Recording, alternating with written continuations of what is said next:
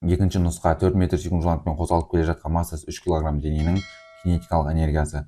Енді бізде кинетикалық энергия деп жатқанымыз ол mv квадрат бөлінген 2. Сонда масса бізде 3-ке тең, v жылдамдық 16 бөлінген 2. 16 мен 2 қысқарады 8, 8 3-ке көбейтетін болсақ 24 джоуль болады.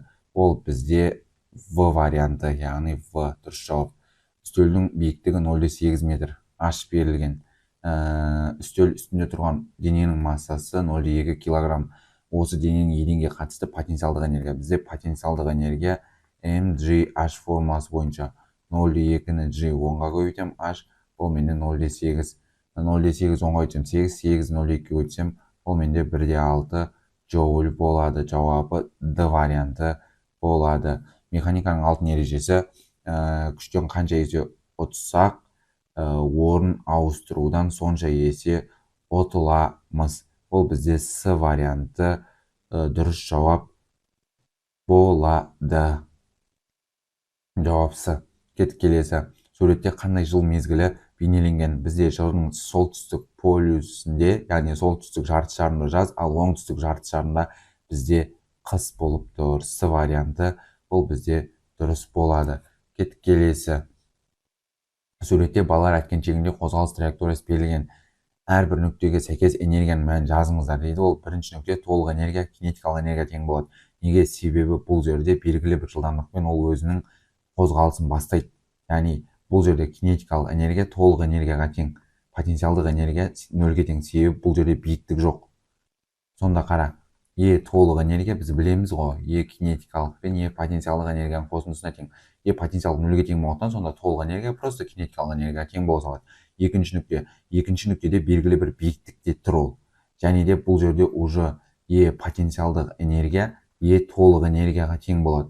Ал кинетикалық энергия бізде 0-ге тең болады. Ал енді үшінші нүкте. Бұл жерде биіктік та бар, және де оның жылдамдығы да бар. Себебі ол 4-ке қарай кетіп бара жатыр ғой. Сонда бұл жерде бізде кинетикалық энергия мен толық энергия бір-біріне тең болады. Ал төртінші нүктеде уже толық энергия бізде потенциалдық энергияға тең болады. Астына да жазып қойдым. Кеттік келесі. Суретте ендік тепе-теңдікте тұр. L1 20 см, F1 50 ньютон. L2-ні табу керек. F2 25 ньютон дейді. Енді қараңыздар, бізде F1 L1 тең болады F2 L2-ге. Осы жерден L2-ні табатын болсақ, F1 L1 бөлінген F2 болады. Біздегі F1 деп отқанымыз 50, ал L1 деп отқанымыз 0,2, F2 деп отқанымыз 25. 50 мен 25 қысқарады 2 болады. 2-ні 0,2-ге көбейтсек 0,4 метр болады. Кеттік келесі. Суретте жұмысшы пәгі 80% қондырғының көмегімен жүкті көтеру дейді. Бірінші блок түрі және қолданылуы. Жылжымайтын блок күштен ұтпайды, күштің бағытын өзгертеді. Ал екінші блок түрі ол жылжымалы блок күштен 2 есе 30 береді. Кеттік келесі. Суретте жұмысшы пәгі 80% қондырғының көмегімен жүкті көтеруде. Жүкті көтеру үшін жұмысшыға берілген күш дейді. Енді 7-те 3-ті есептеу керек. Мына жерде бізде қандай да бір жүк F1 деген бір күшті түсіреді дейікші.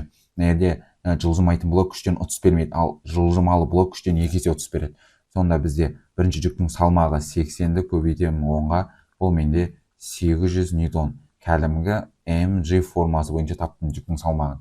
Енді бізде F1 деген күшті табу керек қой, бірақ біздің адам мынау жылжымалы блок күштен 2 есе 30 береді. Сонда салмақтан 2 есе ұтамыз. Салмақты 2-ге бөлем. Сонда 800-ді 2-ге бөлетін болсам, ол менде 400 ньютон. Сонда мына адамның түсіретін күші 400 ньютон күшпен 800 ньютон салмақтағы жүкті көтеріп жатыр.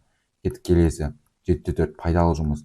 Бізде пайдалы жұмыс mgh формасы бойынша. Жүктің массасы 80, g 10-ға тең, ал біздегі h 8 метр биікке көтеріп жатыр. 80-ді 80-ге көбейтетін болсақ, ол менде 6400 джоуль болады. Ал енді 7-те 5 жұмысының атқарған толық жұмысы. Бізде пәк деп отқанымыз ол А пайдалы бөлінген А толық көбейтілген 100% ғой.